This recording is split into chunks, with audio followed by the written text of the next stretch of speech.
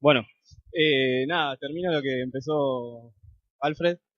Eh, ya creo que casi todos acá me conocen, así que no sé. Hace más de 10 años que soy desarrollador, que desarrollo software. Eh, con otra gente más fundamos Tempines, que es una empresa que tratamos de que sea una especie de cooperativa de desarrollo de software. Soy ingeniero de acá de la UTN, docente de un par de universidades y ya di un par de charlas en varios congresos en distintas partes del mundo. Eh, vamos a arrancar, vamos a arrancar de acá. ¿Cuánta gente está familiarizado con lo que son metodologías ágiles? Por lo que veo, grosso. Perfecto. ¿Y todos conocen más o menos lo que es Lean? No, ¿quién? ¿Quién conoce? Bien. Bueno, les voy a poner un ejemplo que me pareció una buena analogía de lo que es Lean. Hace poquito estuve en Cuba y bueno, me gusta fumar habanos. En un momento me senté a fumar un habano tranquilo en una plaza y empecé a ver cómo gente, ¿sí? Acá se ve como dos grupos de gente, cómo gente iba apareciendo y se iba sentando. ¿Qué se imagina que están haciendo acá estas personas? ¿Eh? ¿Qué? Decilo en voz alta. No, están haciendo la fila para ir para tomarse un colectivo. ¿Qué es lo interesante? Esta es la primera persona, esta es la segunda, esta es la tercera, esta es la cuarta, esta es la quinta, esta es la sexta, ¿sí? ¿Qué es lo interesante? La gente estaba ahí, yo soy una persona nueva que quiero hacer la fila para tomar el colectivo, llego y digo, último, y alguien de todos esos levanta la mano, en ese caso va a ser el sexto, y la persona ya sabe quién es su última persona y se sienta donde quiere, ¿sí? ¿Qué es lo interesante de esto? ¿Qué es lo que me llamó la atención? Eso es justamente lo que es Lean, ¿sí? Sacar lo que no es necesario. En este caso lo que sacaron es la estructura física de tener que hacer la cola y estar parado uno atrás de otro para esperar el colectivo. Simplemente se sientan, cada uno sabe quién es el que viene después, y cuando viene el colectivo lo que hacen es, ahí sí arman la fila y se suben, ¿sí? Digamos, esto es una especie de analogía de lo que es Lean, sacar, ¿sí? Lo que no agrega valor y enfocarnos directamente en lo que nos va a servir. Entonces, de qué voy a hablar en la charla? Justamente eliminar un poco de lo que es el desperdicio en la etapa de las propuestas, ¿sí? Cuando uno habla de propuestas de negocio, de identificar qué es lo que agrega valor realmente en la propuesta, que es lo más importante, y algo que es interesante o que es importante para mí, es que esta charla surge de experiencias reales, ¿sí? Que hemos vivido, eh, y que es práctica puesta en teoría. A partir de la práctica, en algún momento uno se pone a reflexionar qué es lo que fue haciendo, cómo se fueron sucediendo distintos este, casos de propuestas o de presentaciones. Y entonces lo que en algún momento dije, bueno, voy a sentarme, voy a reflexionar un poco sobre lo que estamos haciendo, y de eso, ¿sí? De esa práctica surgió la teoría. ¿Está bien? No es teoría puesta en práctica, sino práctica puesta en teoría. Eh, y otra cosa que quiero hacer una especie de disclaimer que me parece importante es, entiendo que este congreso es como un poco más técnico, ¿sí? Pero sin esta parte no podemos dedicarnos a programar, ¿sí? Es una parte importante para poder programar. Y lo otro importante es que yo vengo del mismo palo de ustedes, del mismo lugar de ustedes, y voy a querer hacer lo menos posible con respecto a ventas que pueda. Entonces créanme que esto es lo mínimo necesario para poder dedicarnos la mayor cantidad de tiempo a programar. ¿Está bien? Entonces, esto es importante por eso, porque agarra cuál es el núcleo, la esencia de esto, tratamos de maximizarlo, ¿sí? Y lo que hacemos después es tratar de empezar a desarrollar desde el momento cero, ¿sí? O sea, que esto, que las ventas dejen de ser algo tabú y que sea parte del desarrollo, ¿sí? El desarrollo de software es algo más que programar, hay muchas cosas más, y esto lo que hacemos es tratar de unir desde el momento cero el desarrollo. Entonces, vamos a ver un poco de qué se trata eso. Eh, la motivación inicial un poco es justamente esto que les comentaba, es por qué o cómo hago yo para que esto me lleve la menor cantidad de tiempo y dedicarme lo más que pueda a programar o a lo que a mí me gusta. ¿Está bien? Entonces, lo que les voy a contar son 5 puntos que para mí son clave o son tips para que puedan maximizar esto que yo les contaba, ¿no? Son 5 puntos que a mí me funcionaron, que a mí me funcionan. De alguna forma hacemos una especie de, cuando nos presentamos a un cliente, cuando tratamos de transmitir una propuesta, tratamos de usar como heurísticas. Y yo creo que, no sé, de estos 5 puntos seguramente algunos se puedan llevar. El primero es explicar qué es una metodología ágil, ¿sí? Hay que entender que no todo el mundo sabe, por lo menos ahora, qué es una metodología ágil o qué significa eso, y tampoco es necesario hablar demasiado de metodologías ágiles, Scrum, bla, bla, bla, ¿sí? Hay que ir al core, a lo más importante, y justamente, o básicamente para mí es esto, es explicar cómo vamos a estar trabajando, cómo trabajamos nosotros, y es simplificar lo más que pueda para que la otra persona entienda qué es lo que vamos a hacer. Entonces, ¿qué es lo que vamos a hacer? Vamos a hacer iteraciones. La palabra iteración es una palabra muy del área de sistemas, entonces hay que hablar de ciclos, por ejemplo. Entonces vamos a hacer ciclos en los cuales primero vamos a tener un análisis, después nosotros vamos a desarrollar y después lo que vamos a hacer es una validación. La validación es una demo, en la demo tienen que estar todos, tienen que participar, la idea es que ahí nos den feedback y después de vuelta hacemos el análisis. Y explicar esto, ¿sí? Así sencillo, son 3 etapas, reducirlas y explicarle cómo es que vamos a estar trabajando, ¿sí?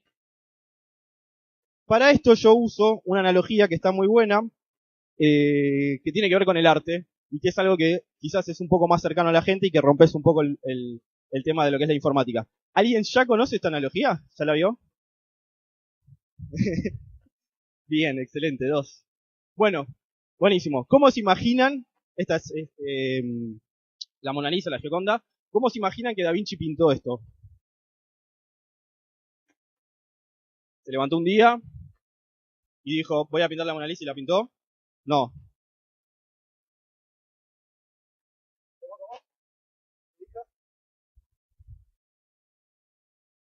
Perfecto, así es. Bueno, la idea justamente es pensar si la pintó de forma iterativa o de forma incremental. Entonces, ¿qué significa de forma iterativa? Significa que ¿sí? Fue pintando como si fueran capas completas, ¿sí? Agarró, dijo, bueno, voy a pintar una persona, una mujer que está en un ambiente pastoral, sentado, medio con los brazos cruzados, y hizo una primera capa que es como un boceto, después le agregó una primera capa de color, y después la última capa de colores, ¿sí? Esta es una forma iterativa. ¿Qué significa que es iterativa? Que se va buscando una solución, ¿sí? Y se va dando vueltas hasta mejorando esa solución hasta que uno se queda conforme con esa solución, ¿sí? O sea, lo importante acá es que se dan ciclos y se busca una solución y después se intenta mejorar esa solución. Eso es iterativo. Incremental, ¿sí? La otra forma, como la pudo haber pintado, es que se levantó un día, dijo, quiero pintar la Mona Lisa, se imaginaba cuál era la Mona Lisa, qué era lo que quería hacer, y entonces agarró y dijo, la voy a dividir en 4 y voy pintando primero una parte, después la otra y después la otra. ¿Quién vota por iterativa? ¿Y quién vota por incremental? Ninguno.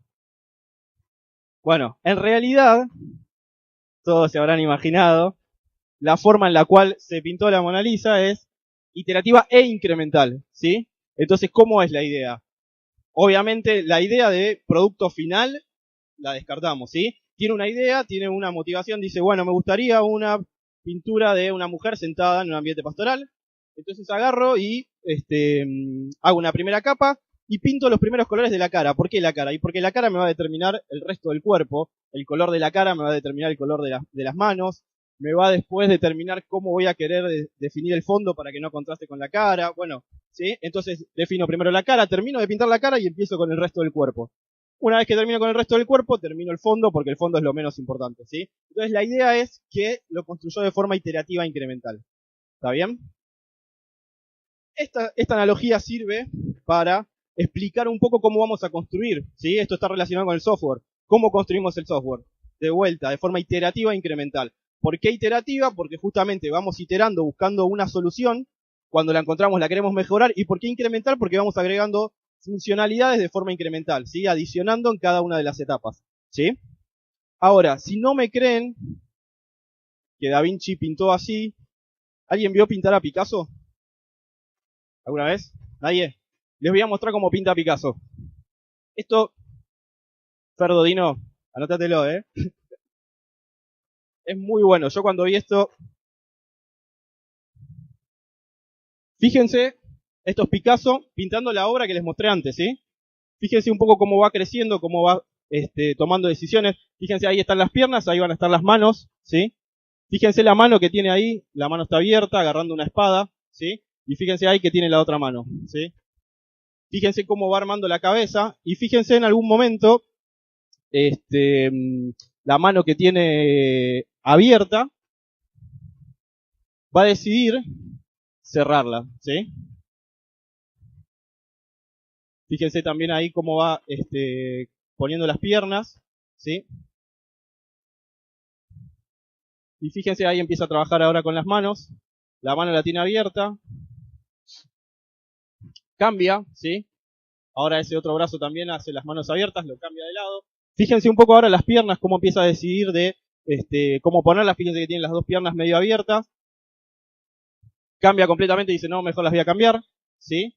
Las empieza a tapar con la capa, ¿sí? Ahí tiene una pierna abajo también, que ahora también va a decidir cambiarlas. Y cómo va decidiendo sobre la marcha cuando va pintando, cómo quiere su pintura, ¿sí? Cuando uno se imaginaría que Picasso directamente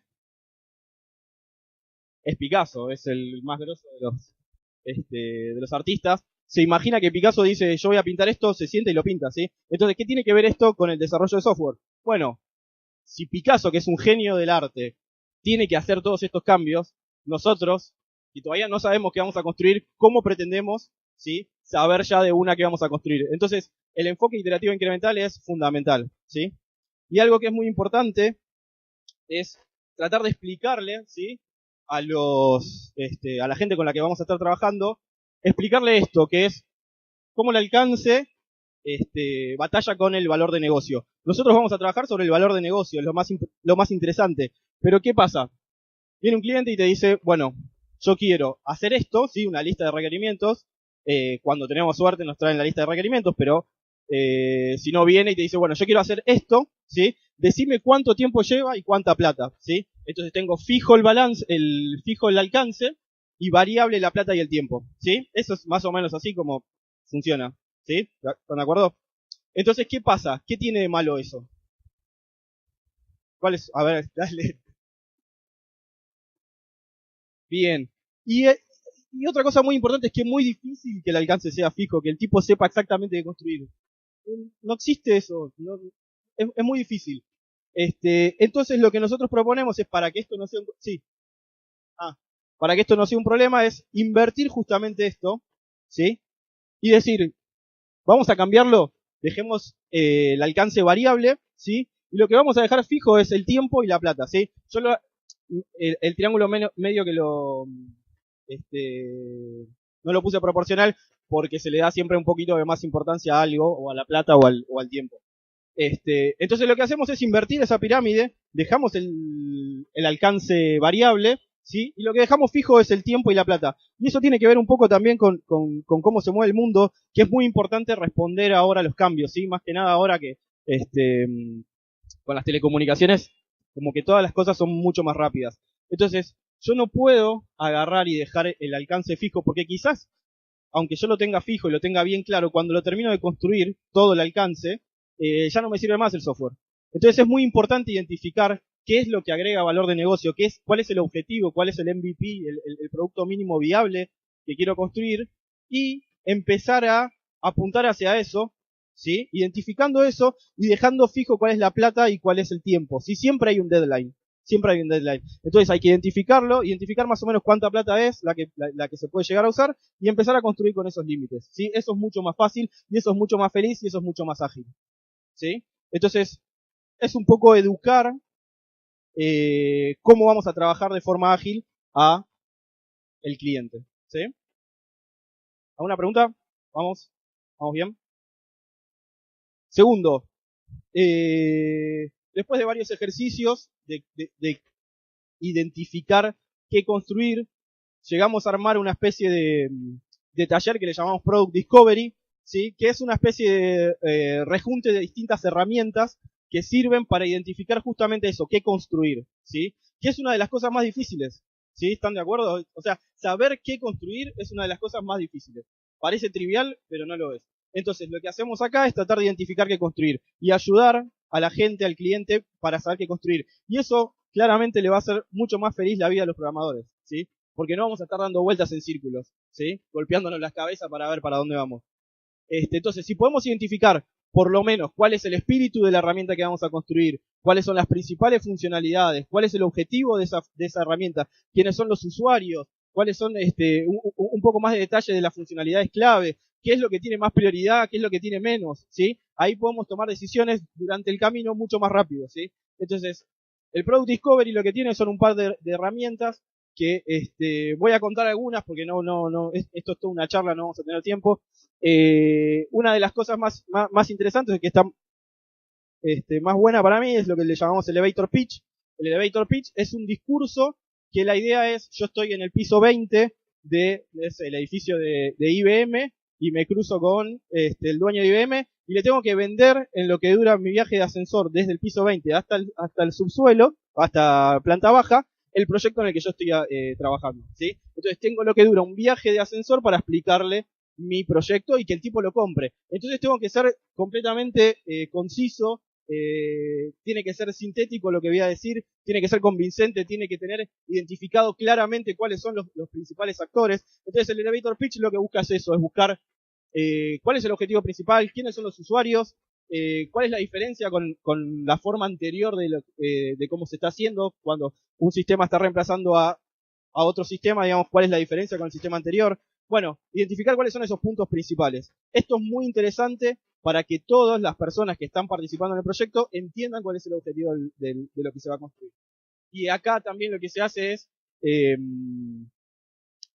ponerse de acuerdo, ¿sí? Buscar un consenso. El siguiente paso que hacemos es, después de definir cuál es el elevator pitch es como el principal ejercicio que hacemos. El siguiente es definir el flujo de negocio. ¿Cuál es el flujo de negocio? En el flujo de negocio lo que se trata es de identificar justamente el flujo de negocio, nada con herramientas, ¿sí? Tratar de buscar cuál es la abstracción de lo que vamos a estar modelando. Y el flujo de negocio es justamente eso, ¿sí? Acá hay varios flujos de negocio, como para que vean un poco qué es. Simplemente es una especie de grafo con qué se hace primero, qué se hace después y así sucesivamente. Después lo que se hace es lo que se llama un User Story Mapping, que el User Story Mapping es, se agarran las principales funcionalidades, se definen cuáles son esas actividades, y después de esas actividades se disagregan en tareas. ¿Sí? Cada actividad implica tareas. Entonces, lo que se hace acá es tratar de identificar de cada uno de esos círculos del flujo de negocio cuáles son las actividades y de cada actividad cuáles son las tareas. Lo que nos queda ahí es algo muy interesante, que es un poco de la especificación de lo que vamos a estar construyendo. Imagínense que esto se hace con todo el equipo que va a estar participando en la construcción, no solo programadores, sino usuarios finales, product owner, bueno, programadores, diseñadores, todas las personas que van a estar involucradas están trabajando en este taller. Con lo cual es súper rico esto y es bastante abarcativo. Y lo otro importante que queda es, si ven cada una de esas líneas, es la prioridad, ¿sí? Obligamos a la gente a que priorice. Todo tiene que estar priorizado. Entonces lo que se hace es, la primera línea es lo que tiene prioridad 1 y eso definimos que es nuestro MVP. El MVP es el producto mínimo viable que yo necesito para poder probar mi teoría o mi hipótesis en cuanto a lo que va a solucionar lo que estoy construyendo, ¿sí? Y después tenemos un par de actividades como accesorias que una vez que nos quita el sueño, que la idea es identificar ahí riesgos, cuáles son los riesgos y tratar de vuelta de ver cuál es el impacto y cuál es y la probabilidad y buscar alguna estrategia de mitigación. La idea es hacerlo un poco más ameno y jugar en una especie de brainstorming a ver qué cosas nos preocupan. Otro es el trade-off slider, que es para medir también qué aspectos transversales son más importantes que otros. Porque lo que termina pasando siempre es, bueno, todo es importante. Bueno, no puede ser todo importante. El tiempo o la calidad es importante. Bueno, y ahí lo medimos. Y lo que tiene de bueno es que la gente al principio es un poco reacia, pero después, como es también un poco un juego, se presta y termina definiendo cosas, que es lo importante. Después se define el equipo también, o se busca lo que se llama Unique Value Proposition, que es una oración que defina, en una sola oración que se defina cuál es el valor que va a agregar el sistema. Son todos ejercicios que sirven para poder estar de acuerdo en lo que vamos a construir, ¿sí? Buscar una especie de consenso. Algunos aspectos de esto es que, bueno, a veces no es fácil que el cliente acepte hacer esto porque lleva bastante tiempo, o lleva bastante tiempo en términos de una persona apurada, porque la verdad es que más de 8 horas, o qué sé yo, lo máximo que nos llevó a nosotros fue 3 días, no lleva, pero bueno, hay que tener a veces 10 personas o 15 personas en una misma habitación, trabajando esto, entonces para una empresa quizás a veces es mucho tiempo, pero bueno, no es fácil, pero se puede hacer. A veces conviene cobrarlo y a veces no. A veces esto sirve como una especie de definición de qué vamos a construir antes de empezar a construir y sirve para estimar un poco mejor, ¿sí? Porque acá ya te metes de lleno en ver qué construir, ¿sí? Y esto es un poco lo que decíamos de empezar a desarrollar desde el principio. O sea, acá ya estamos desarrollando, ya estamos pensando la solución, es parte del análisis. Bueno, lo que decía que se define un contrato, y también es una forma de elección mutua, en el sentido de que si el tipo ya te dice que no quiere hacer esto y no quiere invertirle tiempo a esto, no sé si conviene elegirlo, ¿sí? El punto 3 es un punto que sirve para discutir o para ser un poco más objetivo en todo lo que dice el cliente. La idea es que no siempre el cliente tiene razón, tratar de discutirle un poco los fundamentos de lo que está planteando hacer, investigar competencias, leer información que nos pasan, y algo muy importante es la capacidad de análisis y la experiencia, digamos. Juega mucho eso porque cuando uno empieza a batallar la idea con el cliente, ¿sí? El tipo se da cuenta si vos tenés experiencia o si los comentarios que vos le haces son acertados, entonces ahí es cuando empieza a tomar un poco más en serio lo que vos le decís. Entonces, pero lo importante acá es que le discutan, que le peleen, que le batallen las ideas cuando las están trayendo a la mesa. ¿Sí? Esa es, y más si es una startup, es apreciable eso, ¿sí? Otro punto que es uno de los puntos bastante más importantes de una propuesta, o es una de las cosas más importantes de la propuesta, es la plata. ¿Cuánto sale?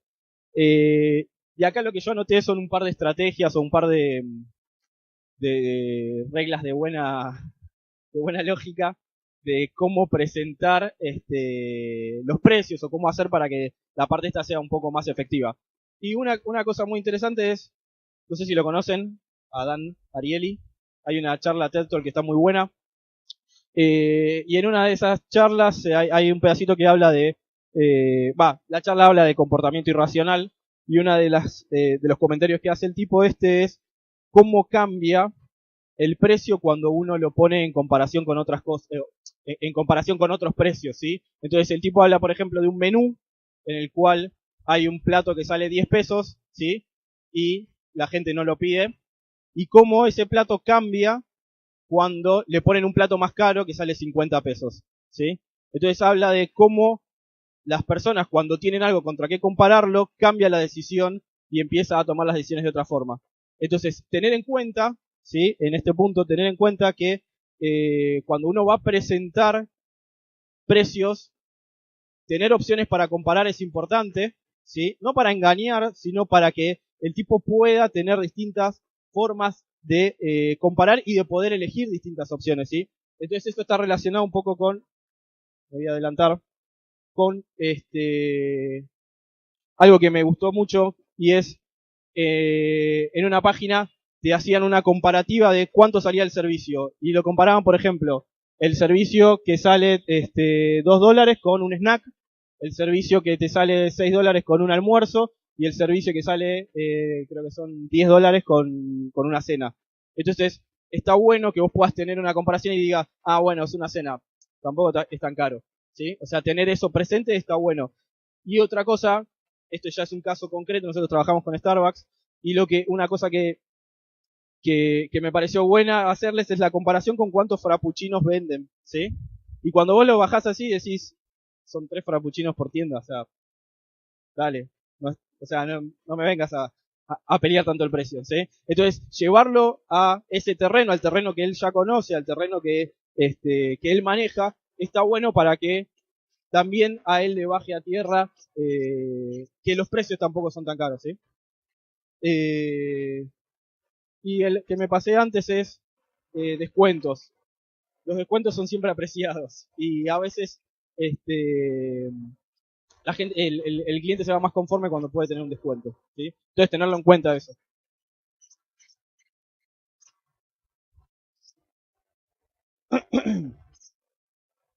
Bueno, este es un punto, eh, ¿cómo se dice? Controversial.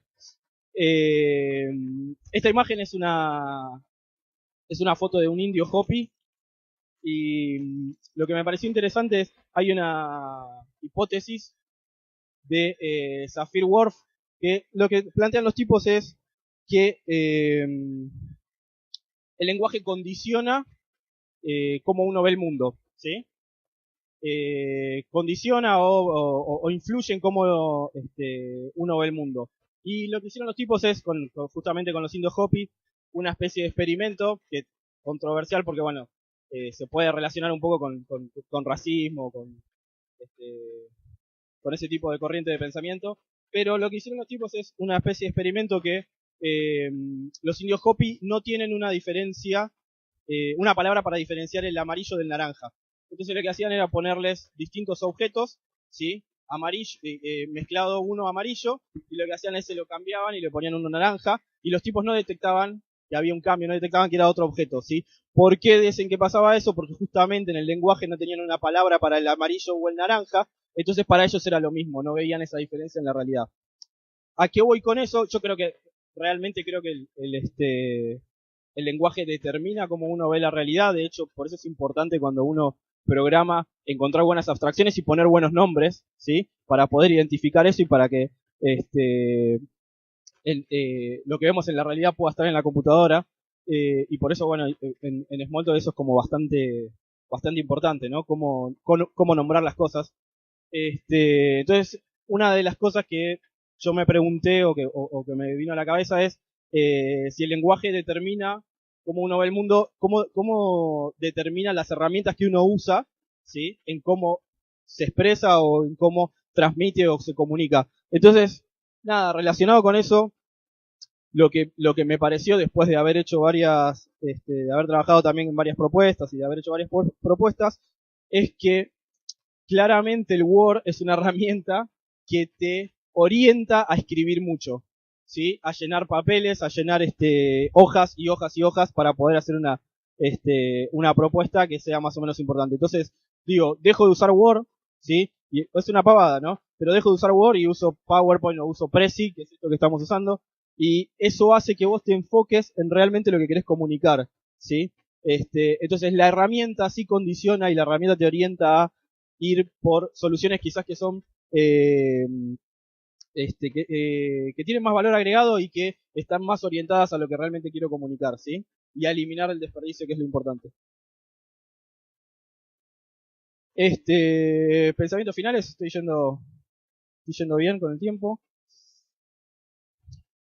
Entonces, como pensamiento, como conclusión final, una de mis ideas es justamente redefinir lo que es el proceso de desarrollo. Yo les había mostrado que este era mi proceso de desarrollo y lo que planteo acá un poco es a ese proceso de desarrollo agregarle toda esta etapa, ¿sí? En la cual yo empiezo a definir qué es lo que voy a construir, hacer partícipe a toda la gente que va a estar construyendo desde el momento cero, hacer un product discovery y hacer una propuesta final en base a eso. Y mi proceso de desarrollo ya empieza acá, ¿sí? En ese momento, no empieza después, ¿sí? No hay una separación, ¿sí? No tenemos vendedores y gente que después programa, ¿sí? Estamos todos metidos en lo mismo. Entonces, esa es un poco la idea. Empezar a desarrollar desde el momento cero, ¿sí? Redefinir lo que es el proceso de desarrollo, ¿sí? Y como 5 principios o como 5 puntos que, que a mí me surgen un poco como resumen de todo esto es eliminar el desperdicio, digamos, buscar eliminar el desperdicio, buscar eliminar las cosas que no agregan valor, que es todo esto, por ejemplo, qué sé yo he hecho propuestas en las cuales tenía 50 páginas y lo primero que hace el cliente es ver el precio. O sea, te hago un slide que diga el precio si querés entonces, porque me hiciste escribir toda una cantidad de documentos que no aportan ningún valor. Pero esas son cosas que se aprenden y que uno va viendo después, ¿sí? Entonces, eliminemos todo eso, saquemos la mentira. Si vos no vas a ver el resumen ejecutivo, no te lo hago el resumen ejecutivo. Decime qué es lo que querés ver, entonces te hago lo que vos querés ver. Entonces, buscar cuáles son las cosas que realmente el cliente quiere ver. Fail fast, o sea, fallar rápido. Esto también es un principio en lo que es programación. Y la idea acá es justamente esto que yo comentaba al principio. Si él no quiere trabajar conmigo, él no es compatible con la forma en la que yo trabajo y yo no soy compatible con la forma que él trabaja, descubrámoslo lo antes posible y decidamos fallar y no trabajar juntos, ¿sí? Desde lo antes posible. Entonces, esta etapa hace que se acelere encontrar ese momento en el cual decís, con este tipo no puedo trabajar, ¿sí? Lo encuentro al principio. Entonces, fallamos rápido.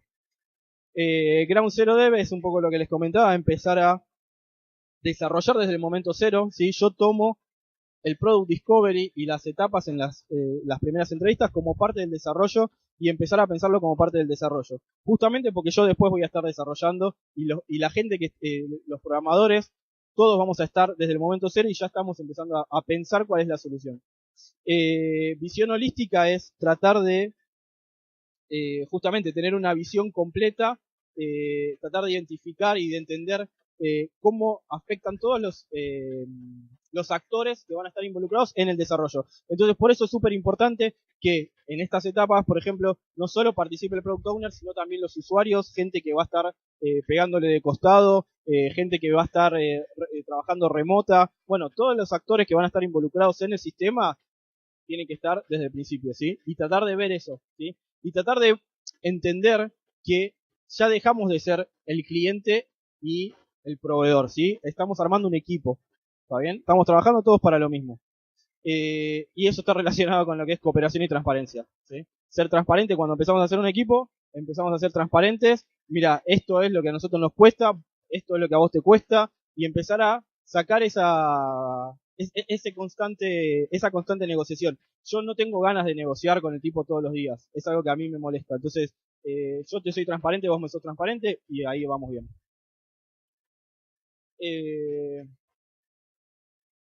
Y eso es todo.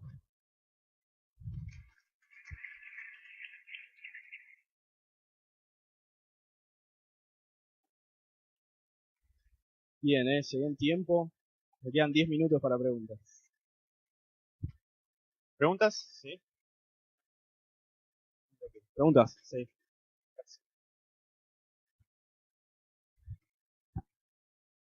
Jorge, Sí. ¿qué, pues, imaginando el mejor escenario posible donde el tipo se copa y se sube a toda la movida, Sí. em, yo en algunos lugares vi que ese trabajo se elabora de una forma parecida y en algún momento muchas veces vi que se chocaban porque no hay un soporte de bajo nivel para eso, en el tema legal, digamos. Ah, O sea, legal. la ley, eventualmente vos bajás un Necesitas un contrato. contrato. Sí. ¿Cómo haces para esa parte? ¿Cómo haces para luego de que te pusiste de acuerdo y elaboraste eso? Sí. Nosotros tenemos como contratos modelos y tenemos básicamente dos tipos de clientes. Los que les importa el contrato y los que no. Hay gente que no les importa el contrato. Y lo que hacemos es, también esto tiene que ver un poco con la relación de confianza, ¿no? Cuando vos empezás a trabajar varias veces, ya el contrato es implícito, no es necesario. Pero sí nos pasa que a veces necesitamos firmar un contrato. El contrato es un contrato tipo que tenemos que, la verdad, la realidad es que si tenés necesidad de acceder al contrato, es porque ya hay un problema y estás cagado casi. Entonces, digo, en un punto lo que hacemos es, tenemos un contrato modelo, más que nada tiene que ver con la propiedad intelectual. O sea, el resto de las cosas no. Los deadline y todo eso se definen, salen justamente de la propuesta que se hace. Eso es lo más importante, los deadline, algunas cosas algunos listados de funcionalidad. Pero lo que es propiedad intelectual, sí, hay un contrato base que significa que la propiedad intelectual es de él o como se haya negociado. ¿Más preguntas? ¿Alguna otra? Lucas.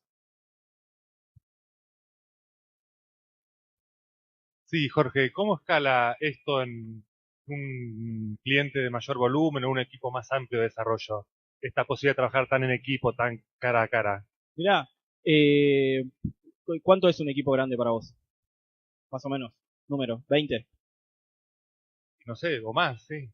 Yo, digamos, equipo, cantidad de personas en el equipo que nosotros trabajamos, no solo programadores, sino, o sea, equipo con la gente, como 20, creo.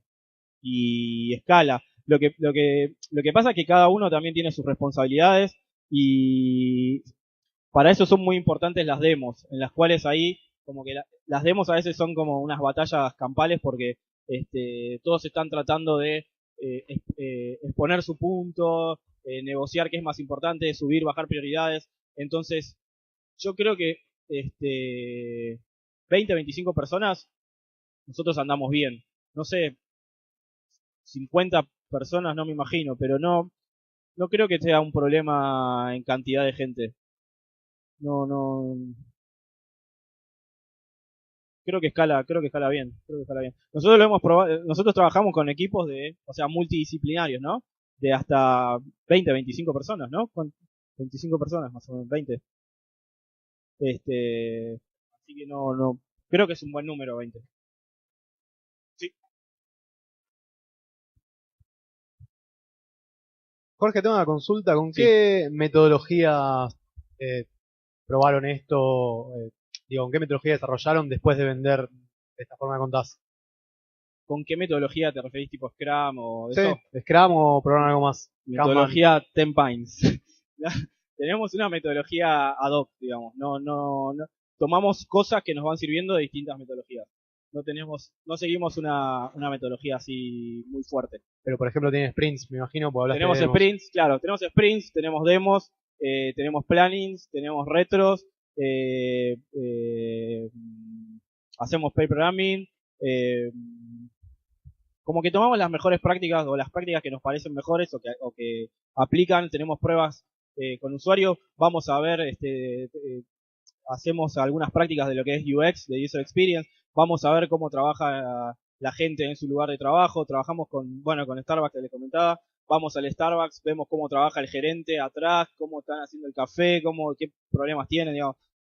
Nada, no tenemos una en particular, pero sí tomamos lo que más nos conviene o lo que más nos aplica de cada uno. ¿Alguna otra? Lo que es la cuestión de las metodologías ágiles hoy en día, ¿cómo se lleva con las empresas? ¿Las empresas todavía les falta una vuelta de tuerca? ¿Están más en lo que es lo ágil o se estancaron y no quieren cambiar de parecer?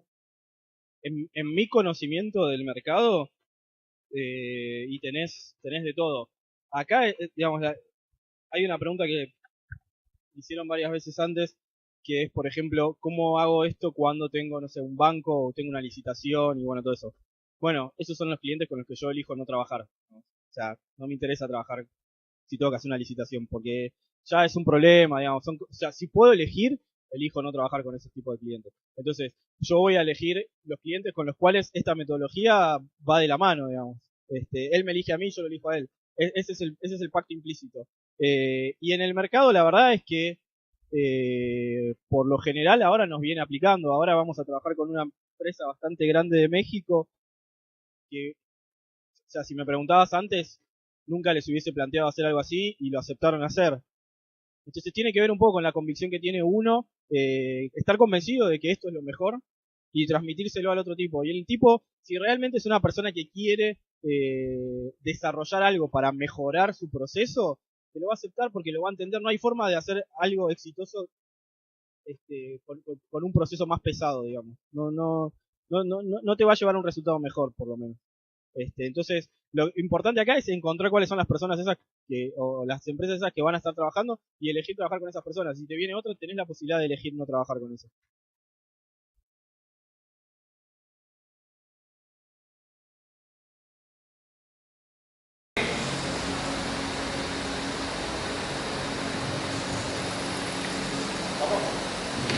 Bueno, Jorge, como agradecimiento tradicional, por favor,